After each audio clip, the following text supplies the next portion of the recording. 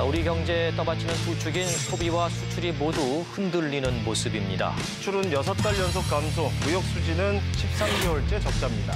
지금이 바닥인지 아니면 더 주저앉을지 경제 전망에도 빨간불이 선명하게 켜졌습니다. The impact of monetary policy tightening and the ongoing correction in the housing market. So all that feeds into consumption, to the domestic demand waning compared to what we had in the past.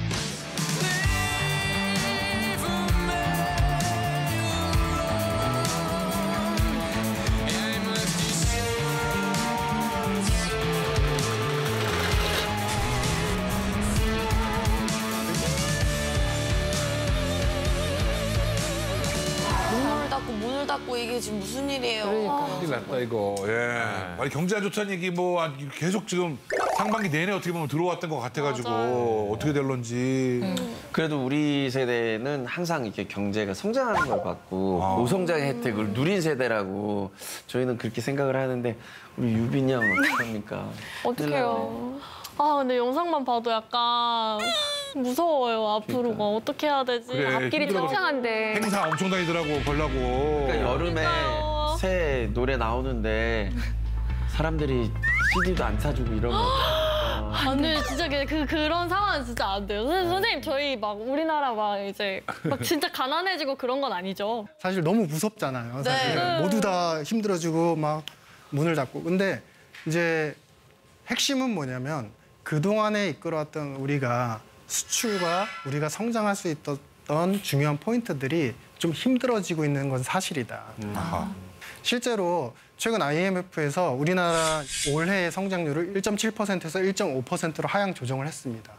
전체적인 교육 환경도 안 좋고 실제 현재 나타나고 있는 우리의 무역 상황도 안 좋기 때문입니다. 올해 초부터 5월 10일까지 무역 수지 적자가 거의 300억 달러, 294억 달러 정도를 기록을 했는데요. 작년도 적자 규모에 비하면 거의 절반 이상, 대략 5분의 3 정도를 기록을 하고 있습니다.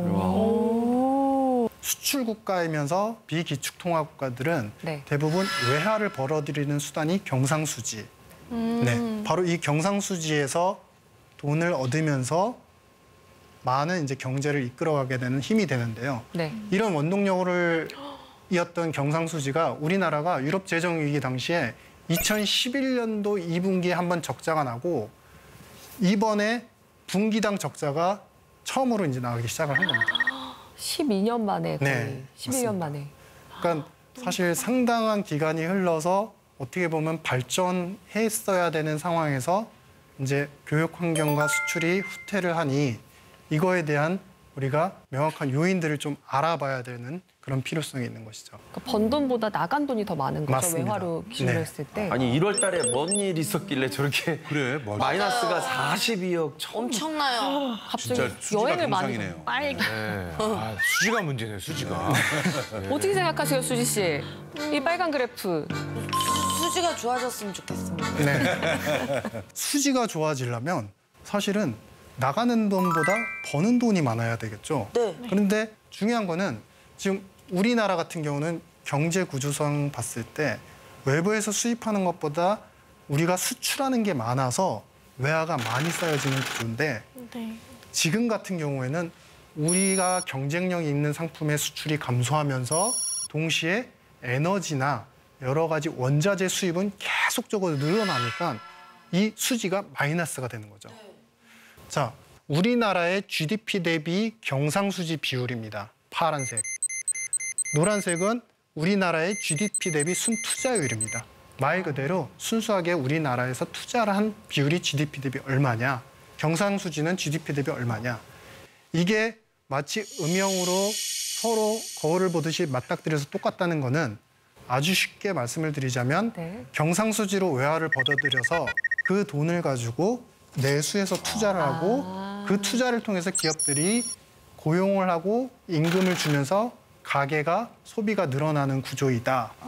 즉 미국은 재정으로서 돈을 외부에서 끌어들여서 적자가 나도 계속 돈을 쓰는 구조인데 그것이 가능한 건 기축통화이기 때문이고 한국 같은 경우는 우리도 수출국가이기 때문에 외부에서 외화를 많이 벌어들여서 그걸로 고용과 소비를 활성화하고 그것이 성장률로 또 이어지는 그런 흐름인 것이죠.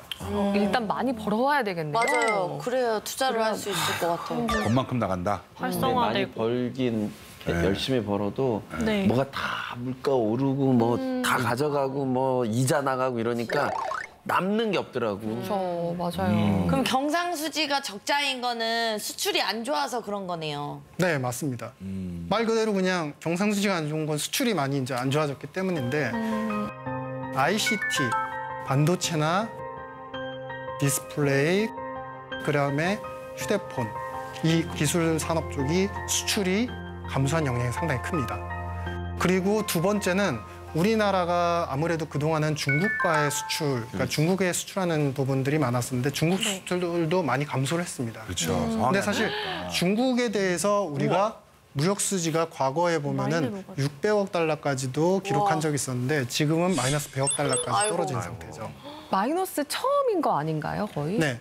우리가 2000년도 이후는 이제 처음이라고 보시면 될 것 같고요. 세상에. 그러면 우리가 중국에서 수입을 이만큼 하는데 그보다 더 많이 수출을 못 한다는 얘기죠? 맞습니다. 예. 그리고 약간 격세지감 느끼시는 분들이 있을 것 같아요. 네. 중국은 항상 우리가 돈 벌어오는 곳이었는데 지금 마이너스니까. 맞아. 그러니까 중국이 사실은 그동안에 코로나 이제 봉쇄 기간이 있었고 리오프닝을 하면 이제 수요가 살아날 거다. 그러니까 과거처럼 여러 가지 IT 관련된 수요들도 살아날 것이다라고 했는데 중국 역시 재고 증가 이미 너무 많다라는 이슈와 수요가 생각보다는 안 살아난다. 이 이슈가 다 겹친 겁니다. 여기에 이제 더불어서 당연히 여러분들 이미 그전 시간에 배우셨다는 그 미중 관련된 계속적인 패권 전쟁과 그런 이제 대립적인 요소 때문에 WTO에서도 그렇기 때문에 교육이 전 세계 교육이 과거에 21년도 정도만 하더라도 10% 이상 늘었던 것들이 이제는 올해 2% 정도에 불과할 것이다. 증가율 자체가. 떨어졌네요. 뭐 이렇게 보여지는 상황입니다.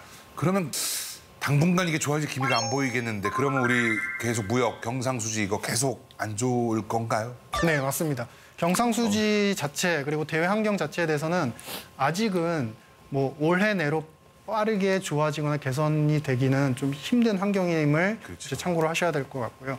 왜냐하면 기본적으로 미중의 패권 대립은 이제 서로 미국이 고기술 산업에 대해서 중국에 제공하지 않겠다라는 이제 어떤 대립적인 구조가 있는 상태이고 여기에 이런 이제 그 대립적인 구조 하에서 중국 역시도 이미 트럼프 시대 때부터 차곡차곡 쌍순환 전략이라고 해서 고부가가치 산업을 자국이 스스로 공급할 수 있는 독자적 공급망을 연구개발 계속 해왔다는 겁니다.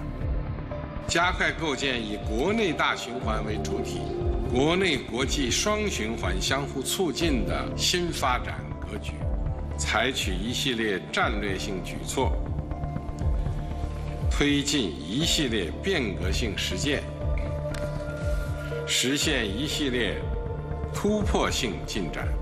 그러니까 혼자서 안에서 스스로 해결하려고 하고 미국과의 어떤 대립적인 구도가 계속 형성이 되다 보니까 전 세계 교육 환경 자체는 제일 큰 이제 G2가 이제 서로 대립이다 보니까 다른 쪽에서 교육도 늘어나기 좀 힘든 환경인 것 같습니다. 새우등 터지고 있습니다. 네.